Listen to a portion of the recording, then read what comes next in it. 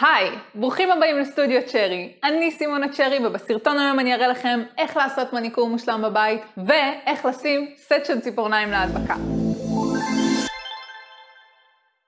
אהבתם את הפתיח החדש שלנו? בכל מקרה, היום, כמו שאמרתי, אני הולכת להראות לכם איך לעשות מניקור מושלם בבית, ואיך לשים סט של ציפורניים להדבקה. מה זה ציפורניים להדבקה, אתם שואלים? טוב ששאלתם. אז אני סופר מתרגשת לספר לכם על פרויקט שאני עובדת עליו כבר חודשים רבים, וזה האתר שלי שהולך לעלות. סטודיו צ'רי מג'יק, שבו הולך להיות מגוון עצום של ציפורניים להדבקה, בכל מיני צבעים, בכל מיני צורות, מגוון רחב אמרתי כבר, ועיצובים אקסטרה מיוחדים בעבודת יד, דברים באמת כאילו וואו. אז אני כל כך שמחה שאני סוף סוף יכולה לספר לכם על זה, חודשים שזה היה מאחורי הקלעים, וזה סוף סוף הולך לעלות בימים הקרובים. כל הפרטים השארתי לכם פה למטה, אל תשכחו ללחוץ על הלינק. טוב, נתתי כבר מספיק פרטים, השאר יהיה בפוסט, בואו נתחיל. אני רוצה ללמד אתכם לעשות מניקור מושלם בבית, אבל קודם אני רוצה להראות לכם את הסט המהמם שאני הולכת להדביק היום, ואני אשתמש בערכה שמגיעה איתו. עם כל סט ציפורניים מגיעה ערכה כזאת, שיש בה כל מה שצריך כדי להדביק את הציפורניים. אז לא חייב לעשות מניקור בשביל להדביק אותם, אבל אני כן רוצה להראות לכם איך אתם יכולים לעשות מניקור מושלם מהבית. אני מתחילה את המניקור מלהשרות את הידיים במים חמימים עם סבון.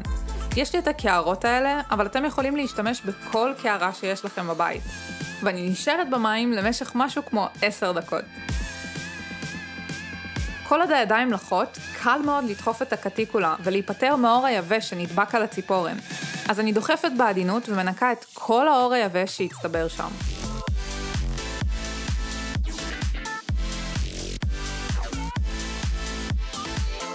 לי הכי נוח להדביק את הפרסונס על ציפורניים קצרות, אז אני פשוט גוזרת אותם עם קוצץ.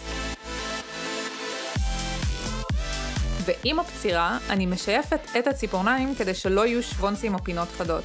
אם יש שוונצים בעור שצריך להוריד, אפשר פשוט להשתמש בצוותית, בעדינות כמובן. אני משתמשת בפד אלכוהול כדי לנקות את המסגרת של הציפורן ולהיפטר משאריות אבק. פלוס דחיפה נוספת של האור אחורה. אם אין לכם פד אלכוהול, פשוט תשתמשו באציטון 100%. אני תמיד אוהבת למרוח מחזק על הציפורניים שלי. זה שומר עליהם משברים והתפצלות, בין אם אתם מדביקים סט של ציפורניים או לא. כל מחזק בשתי שכבות יעבוד. אחרי שהמחזק יתייבש, אני מתחילה להדביק את הסט. לא חייב לעשות מניקור כדי לשים פרסונס, מספיק לדחוף את האור ולנקות עם פד אלכוהול. ולמרות שזה לא חובה, אני ממש ממליצה לשים גם מחזק.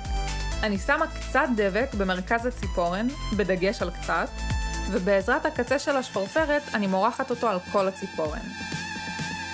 אני שמה את הציפורן ומצמידה למשך 10-15 שניות. וככה אני עושה בכולם.